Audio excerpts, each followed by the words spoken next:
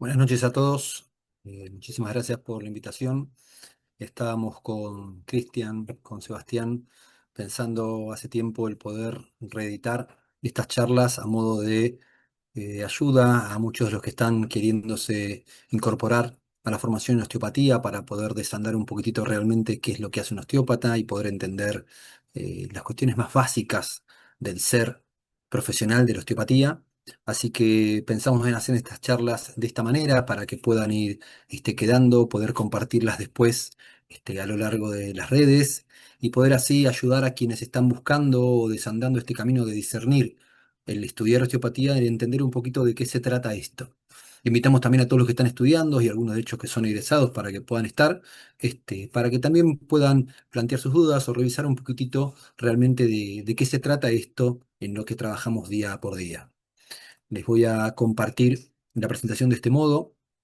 Vamos a tener a lo largo de en la clase la charla acá, es una charla breve, no intenta ser una charla demasiado extensa, y van a tener también para cualquier duda información sobre los planes de estudios y demás, el QR ahí abajo que los conecta directamente con Nazarena, que es la secretaria de la Academia Latinoamericana de Osteopatía.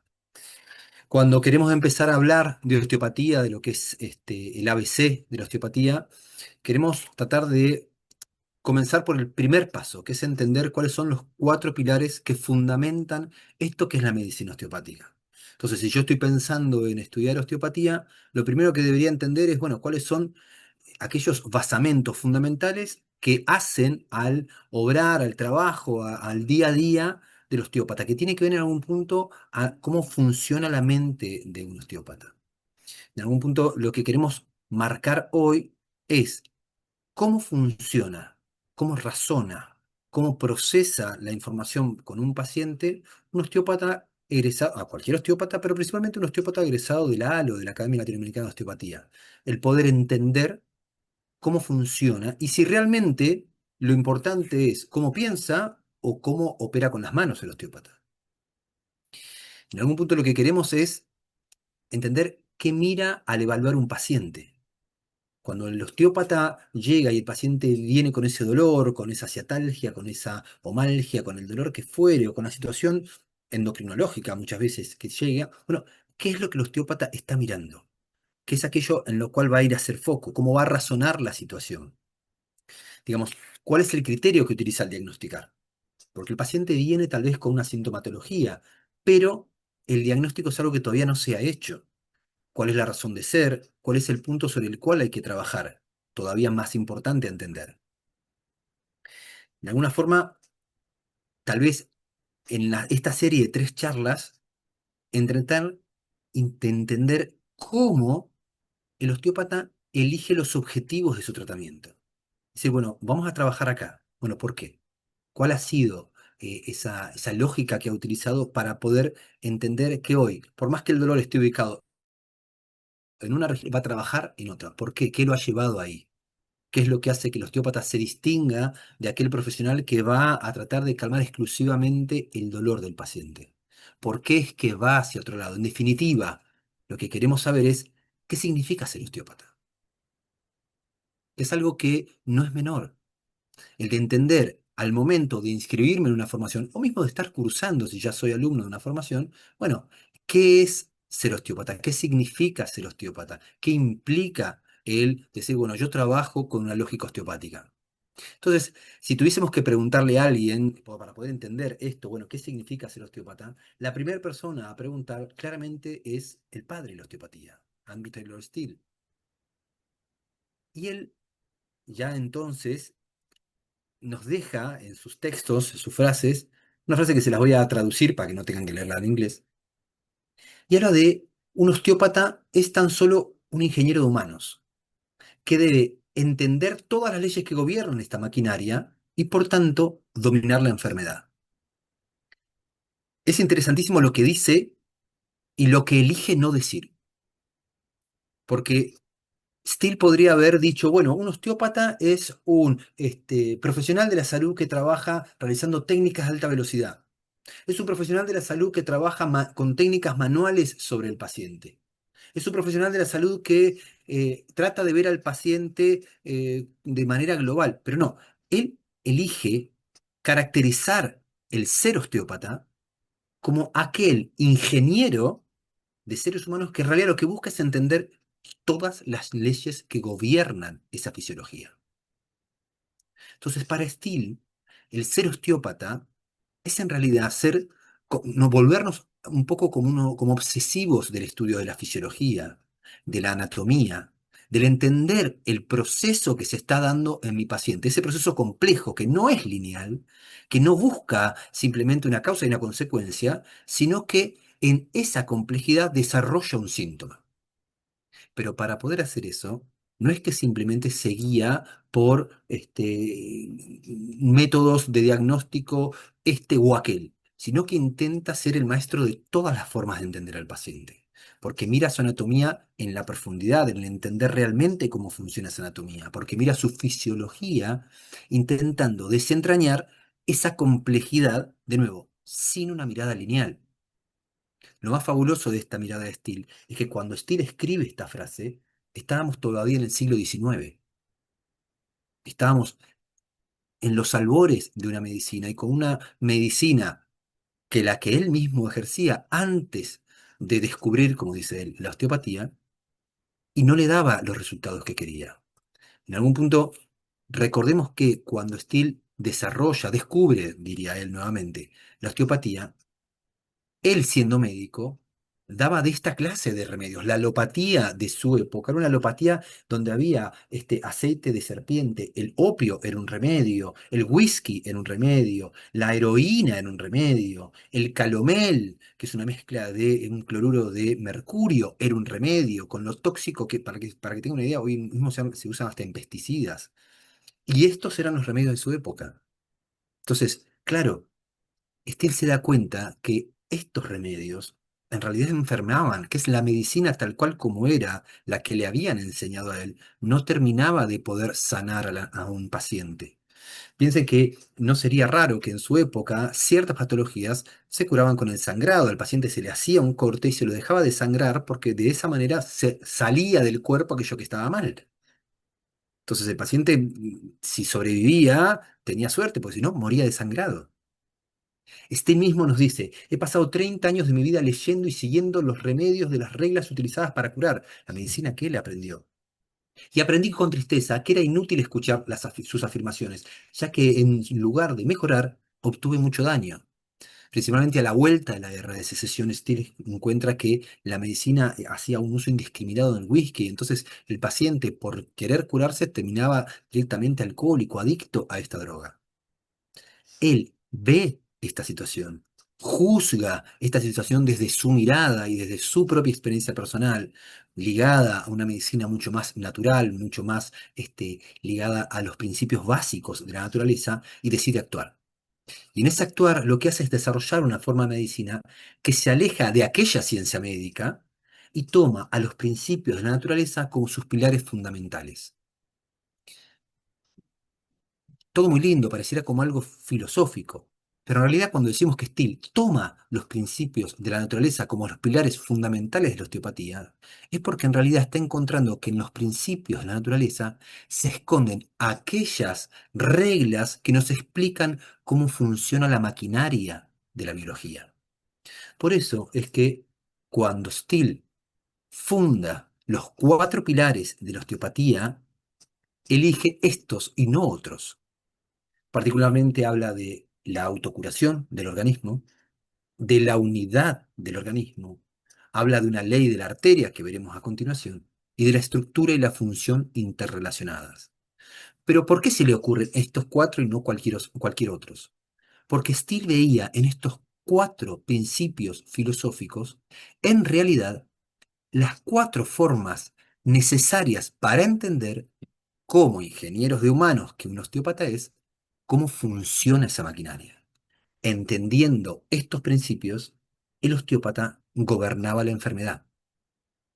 Entonces, cuando un osteópata se enfrenta a un paciente, está pensando, entre todas las cosas que puede estar pensando, se basa sin saberlo muchas veces, porque ya operamos por encima de esto, pero apoyados en estos cuatro pilares fundamentales, que nos explican, que nos ayudan a entender, a iluminar un poco la complejidad de la fisiología humana.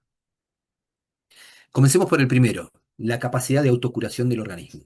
Vamos a utilizar algunas citas en cada uno de estos principios para iluminar un poco la mirada de Steele. Steele decía, el encontrar la salud debería ser el objetivo del doctor. Cualquiera puede encontrar la enfermedad.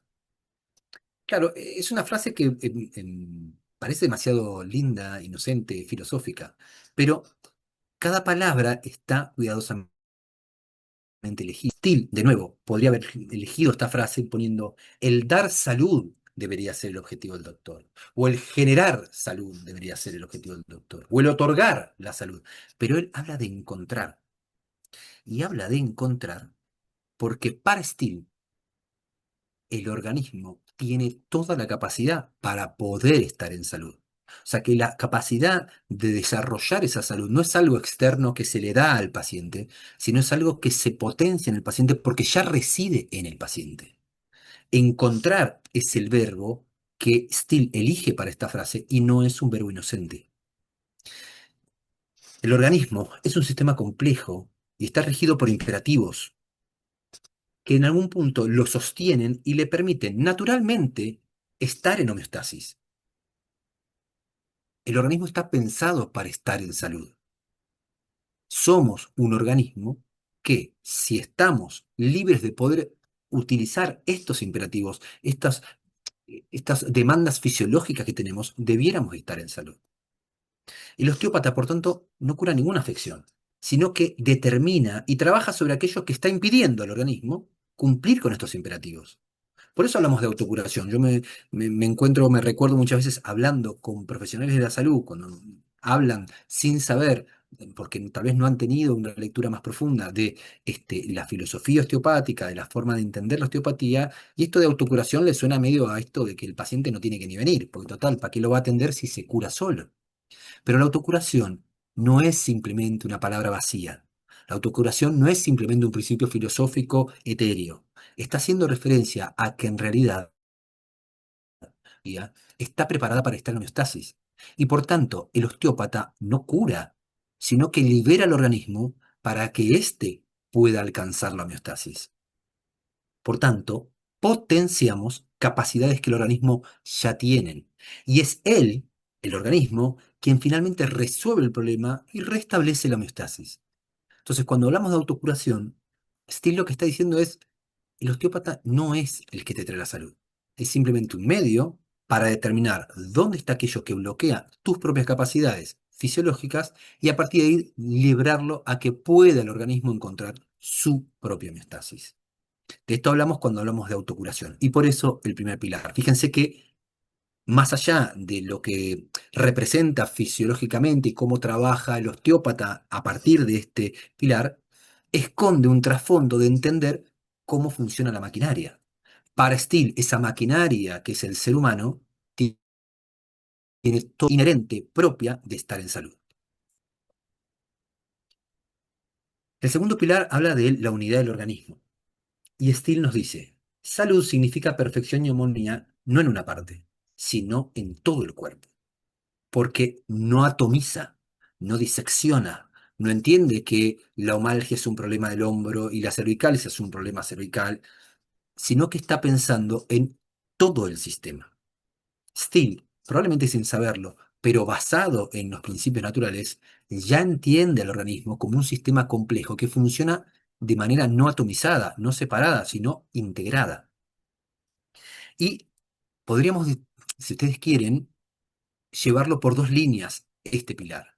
La primera de todas es esto, de que Steele entiende al organismo como una anatomía que está integrada. No por nada, todavía en siglo XIX, Steele ya el tejido conectivo omnipresente, la fascia como una vía, un camino para que los fluidos vayan y vengan, para que se dé lo que veremos después como ley de la arteria. Entonces, Steele ya en su momento entiende al organismo como un todo, pero no de una manera holística, de nuevo, yo le digo New Age, etérea, sino que entiende al organismo como un todo porque lo entiende como un sistema integrado, mecánica y anatómicamente integrado.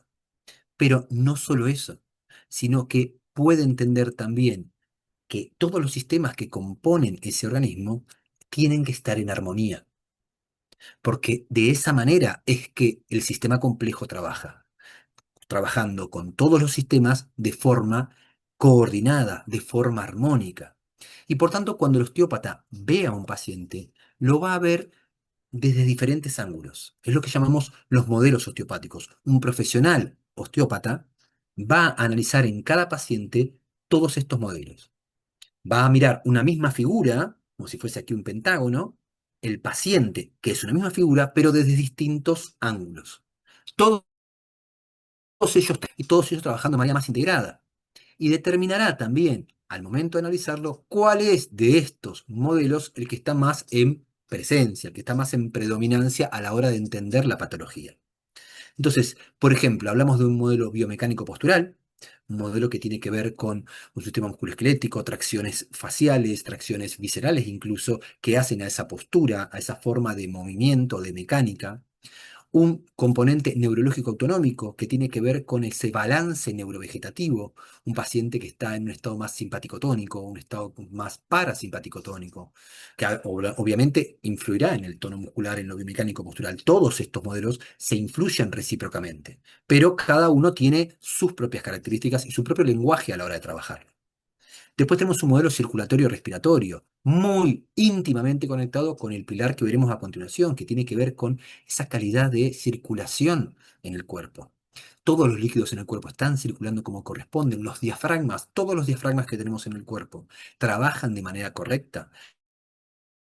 ¿Hay tejido intersticial, respire de forma correcta en todo el cuerpo? ¿O hay una zona de congestión, de éstasis? Entonces, tal vez mi paciente principalmente tiene un problema de éxtasis circulatorio o de una respiración, no solo mecánica torácica, sino de todo el intersticio.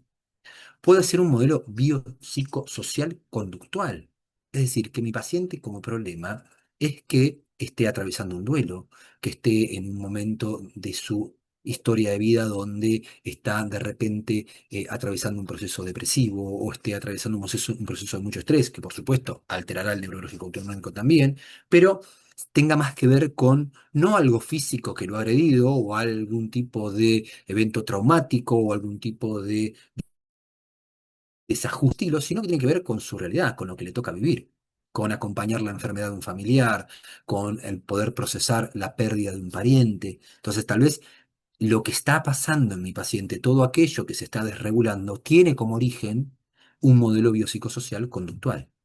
Y finalmente el modelo metabólico nutricional. Tal vez lo que le pasa a mi paciente en este modelo es que está alimentándose mal. Lo que le pasa a este paciente es que de repente hormonalmente no está trabajando correctamente. Entonces, esto deriva obviamente en afectar el resto de los modelos, pero el origen tal vez tiene que ver en algo que hace a su, por ejemplo, nutrición. Entonces, un paciente malnutrido porque la comida que come es comida chatarra, poco sana y demás, nunca va a tener un intersticio sano, nunca va a poder respirar correctamente.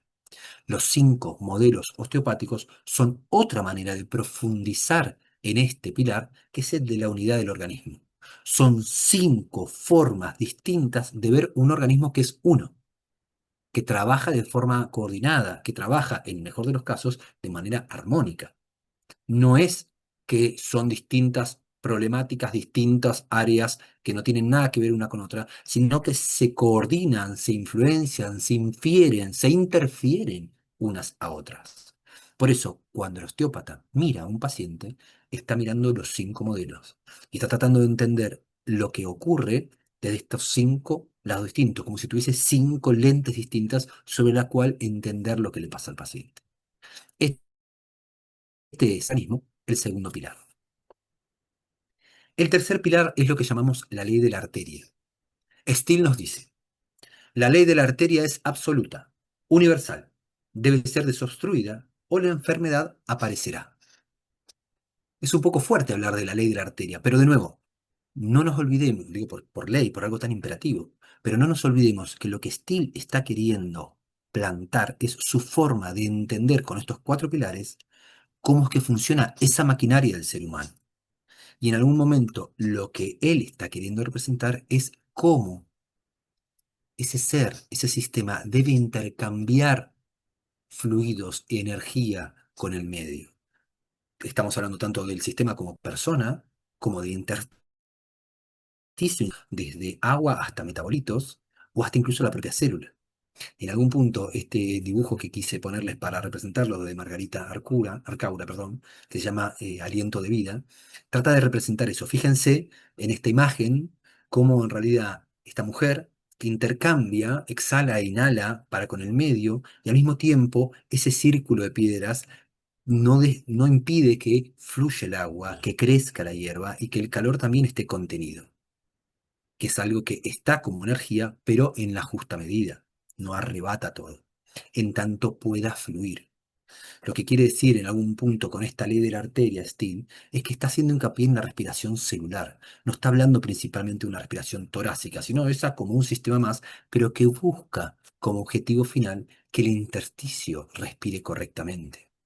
Por eso es que si tuviésemos que bajar en términos más, si quieren, académicos, esta imagen que veíamos recién, lo que queremos hablar es que somos, como organismos vivos, un sistema termodinámico donde intercambiamos tanto materia y energía con el medio para sostener nuestros metabolismo en valores fisiológicos.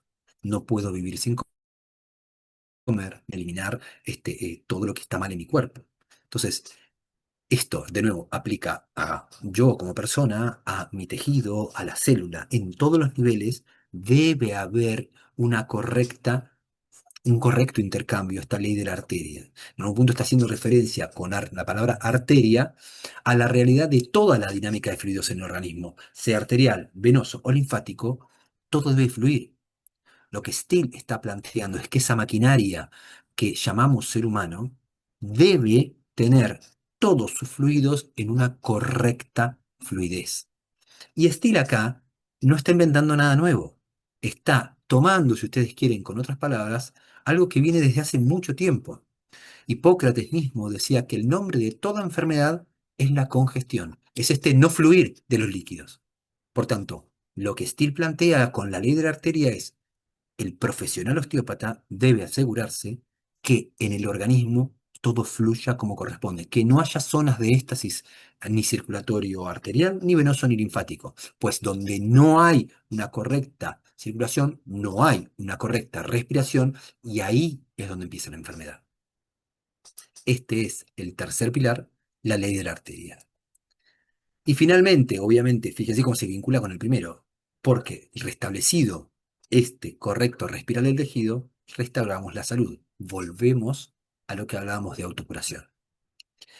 Finalmente, el cuarto pilar tiene que ver con esto de que la estructura y la función son interdependientes.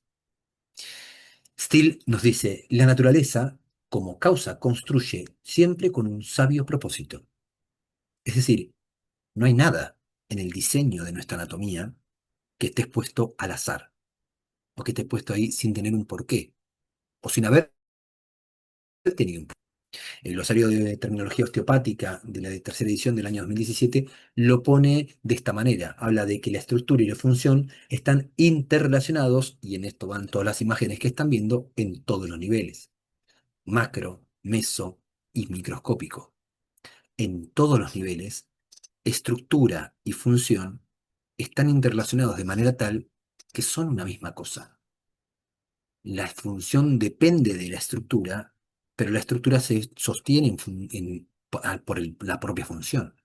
Aquello que no se usa, que no funciona, deteriora la estructura, y si la estructura está corrompida, pues no puede funcionar.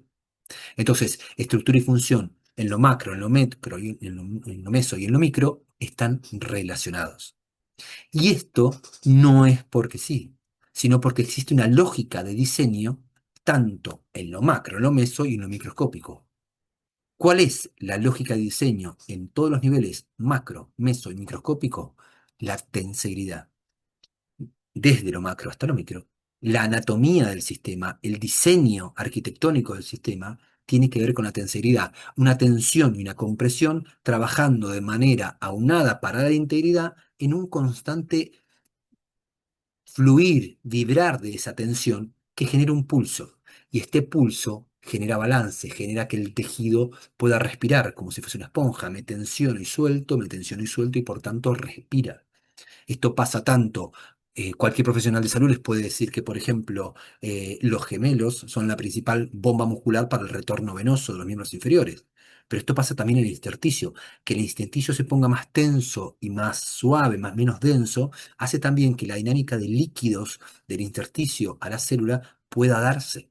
Entonces, en todos los niveles necesitamos de esta estructura que es tanto formada por elementos de tensión como de compresión, y que en ese pulsar permiten el balance. Y si yo quisiera relacionarlo con otro pilar, lo que están permitiendo ese pulsar en definitivo es la respiración. Sin ese pulsar no hay ley de la arteria.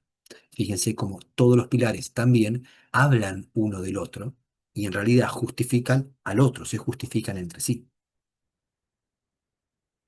Ok, tratemos de, les propongo, para cerrar la charla, para no hacerla muy larga, pensar cómo se aplican estos cuatro pilares en un paciente. Entonces, proponerles algunos ejemplos que hemos dado ya en otras charlas, pero revisado de esta manera. Pensemos en un paciente, ¿sí? Un paciente que viene con parestesias en los miembros superiores, le han hecho un test ortopédico, en el test ortopédico, en este caso el test de él, le da positivo, o sea que piensa el profesional que tiene efectivamente problema en el hiato interescalénico, y por tanto, bueno, empiezan a trabajar sobre sus escalenos, pero el paciente o se muestra refractario al tratamiento, o tiene una mejoría, pero por un breve periodo de tiempo y vuelve a parar, vuelve otra vez a aparecer. Eso es el clásico paciente que muchas veces nos llega a la consulta, un paciente que ha hecho otro tipo de tratamientos, pero el tratamiento no logra una mejoría definitiva, o directamente no logra una mejoría. Entonces, el osteópata sabe esto, sabe que hay un problema por ejemplo, en el hiato interescalénico. Por dar un ejemplo, ¿eh? Pero ¿cuál es la forma en la cual el osteópata va a mirar al paciente? El osteópata lo primero que va a hacer es una evaluación osteopática. Y este detalle de la evaluación osteopática se los voy a dejar como colgado de un alfiler, porque vamos a profundizar muchísimo de esto en la tercera charla, la charla del viernes. No se olviden que en este ciclo de charlas tenemos una charla hoy, para que no la hacemos larga, para que no se nos aburran. Mañana tenemos otra y el viernes tenemos otra. Bueno, la del viernes va a ser mi principal hincapié en esto. En definitiva, ¿qué es lo que está buscando evaluar un osteópata? ¿Qué es aquello que está buscando desentrañar para atender a un paciente? Entonces, voy a saltearme hoy qué tipo de evaluación osteopática hizo nuestro profesional, pero resulta que el osteópata uno, por ejemplo, encontró que el paciente en realidad es un paciente que tiene un sobrepeso, una aptosis visceral, una falla total en el tono abdominal, y por tanto, a partir de ahí, de esa aptosis, de esa congestión a nivel de los intestinos y demás, tiene una mala mecánica diafragmática. Claro, el diafragma que debe descender para poder abrir las cosas al piso, pues encuentra una congestión y no puede, por tanto, hacer una buena mecánica, una buena apertura de las costillas inferiores. Y por tanto, el patrón respiratorio de nuestro paciente se vuelve principalmente un patrón respiratorio alto. Por tanto, va a tener que utilizar de forma más presente, de forma mucho más solicitada, todos los músculos que son inspiradores accesorios. Por ejemplo, los escalenos. Entonces, a mi paciente que tiene justamente un compromiso, ya quiero trabajar los escalenos, le hago stretching, le hago un pompaje, le hago un bombeo, le hago lo que ustedes quieran, le pongo magneto, le hago todas las técnicas manuales que ustedes quieran sobre los escalenos. Pero si mi paciente sigue teniendo una congestión, un punto clave a nivel de su abdomen que no permite una buena dinámica de fluidos, una buena respiración mecánica del tórax, una buena movilidad del diafragma, y está reclutando siempre sus músculos accesorios, pues entonces difícilmente logremos que este paciente pueda resolver el problema que tiene a nivel del hiato interescalénico. Tal vez otro paciente, digo para que no piense que esto es algo que se da en todo paciente que tiene un problema en el hiato interescalénico, tal vez otro paciente con la misma sintomatología lo evaluamos osteopáticamente, pero encontramos algo distinto. Tal vez lo que encontramos es una postura de la cabeza antepulsada, una postura en la cual por la posición lleva una retracción de la cadena anterior y por tanto de los escalenos que también, por estar la cervical más inferiores, más en flexión, están en un punto de acortamiento, si ustedes quieren, con sus inserciones a nivel costal. Claro, pero entonces yo puedo decir, bueno, pero ya lo vi esto, y entonces voy a trabajar con mi paciente en que estire, que estire, que estire y abra y cambiar la postura y que trate de la cabeza no estar tan adelantada porque el celular, porque el monitor y todo lo que ustedes quieran. Pero resulta que mi paciente tiene un desbalance de este sistema cráneo-mandibular cervical. Aquí les puse lo que se llama el esquema de Brody. Es un esquema para entender ese sistema, pero para iluminar un poquitito, de cómo el cráneo, la mandíbula y las cervicales funcionan de manera tensílica. Y por tanto, si ese sistema está alterado, yo puedo pensar que es una alteración miofacial y que puedo corregir en tanto, puedo trabajar con su musculatura y demás, pero tal vez el problema es que la mordida que tiene mi paciente es una mordida que lleva a la cabeza en esa posición. Tal vez mi paciente tiene una mordida clase 2 división uno como la que ven ahí, donde tengo un mentón retraído y más abierto hacia adelante, por ejemplo, y eso hace que la cabeza sola se antepulse, pues tengo el mentón hacia atrás. Entonces, de nuevo, yo puedo estar pensando en hacerle todo lo que ustedes quieran a los escalinos, con todas las correcciones miofasciales que quieran. Lo tengo 5 años haciendo RPG a mi paciente, pero en tanto la mordida esté mal, si la lesión clave de la cual hablaremos el viernes tiene que ver con sus cervicales altas y su mordida, pues entonces no va a resolver tan sencillamente. O en todo caso, aquellas cosas o aquellos pequeños periodos que tengan de sentirse mejor porque le hemos dado toda la elasticidad posible al sistema, toda vez que el paciente muerda un poco más fuerte o trabaje con algo de bruxismo o se acentúe en su disfunción craneomandibular, volverán otra vez a generar este punto de acortamiento y podrán ser el terreno predisponente ideal para que vuelva esas parestesias en los miembros superiores, para que vuelva a ser positivo el test de Eden y este hiato interescalínico una vez más ser un problema. El osteópata está analizando el sistema. Reitero, sé y soy consciente de que no les estoy diciendo hoy cómo evalúa un osteópata. El viernes los veo en la charla. Vamos a profundizar un poco más de ahí. Pero fíjense cómo un síntoma puede encontrar incluso en distintos pacientes el mismo síntoma, diferentes causas. Conclusiones finales, porque dije que iba a ser lo más breve posible. Se trata, por un lado, si estoy pensando en entender cómo trabaja un osteópata, de saber que el osteópata, por un lado, piensa y siente al paciente, percibe, palpa detalles, congestiones, temperaturas, tensiones miofasciales, que para quien busca lo más osteocinemático, quien está muy enfocado en el síntoma, se le pasan desapercibidos. Y el osteópata va a entrar en la profundidad del sistema para poder entender qué es aquello que no está funcionando y que está generando aquello que es el síntoma. El osteópata analiza cómo esta persona que está acá, me encanta esta imagen, así que la van a ver en varias presentaciones, que es una persona con 20 lentes a la vez. Está analizando al paciente cuando lo mira desde todos los lados posibles. Está mirando lo biopsicosocial, lo metabólico, nutricional, lo circulatorio respiratorio, si quieren también lo neurológico autonómico. Va a estar mirando todos los modelos para poder entender al paciente desde todos los ángulos distintos y ver qué es aquello que está en desbalance para ir a trabajar ahí, para encontrar en mi paciente, y esto lo veremos el viernes, cuál es esa lesión clave que me pide hoy ser trabajada. El osteópata que formamos en la Academia Latinoamericana de Osteopatía aprende a mirar al paciente con todos estos lentes a la vez. Aprende a percibir y a sentir aquellos datos que pueden ser subjetivos en el paciente y a aunarlos con otros que son objetivos y llegar por convergencia a un diagnóstico.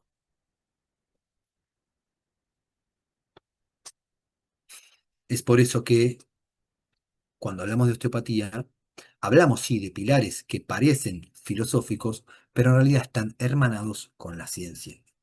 Osteopatía es filosofía y ciencia. Estudiar osteopatía requiere entender que en realidad estamos juntando estas dos cosas.